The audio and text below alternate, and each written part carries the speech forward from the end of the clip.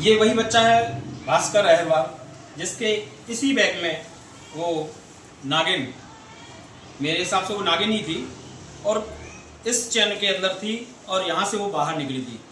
और जैसे ही हमें मालूम पड़ा ये बच्चा घबराया, इसने जैसे ही बुक निकालने के लिए बैग में हाथ डाला और घबरा गया। सर से शिकायत की, राजू सर से, राजू सर हमारे पास आए, हम तुरंत ही उस बैग को लेकर मैदान में लेकर आए और जैसे ही उसको बाहर ले जाने लगे उस छेद के कारण वह नागिन बाहर निकल के सड़क पर आ गई।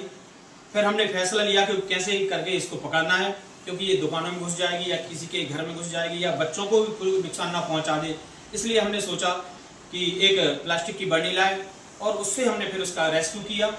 रेस्क्यू करते समय हमने ये ध्यान रखा कि उसको कहीं से नुकसान ना पहुंचे और इसी तरीके से हमने उसके ऊपर बर्नी रखी थी और सुरक्षित तरीके से उसको उसके अंदर डाला और फिर हमने उसमें ऑक्सीजन के लिए यानी सांस लेने के लिए कुछ छेद भी किए सुई से, और हम और राजू सर ने मिलकर उसे सुरक्षित स्थान पर चांदपुर स्कूल से दूर छोड़ दिया, क्योंकि ये हमारी संस्कृति है, हम ना किसी जीव को मारते हैं और ना ही किसी को नुकसान पहुंचाते हैं।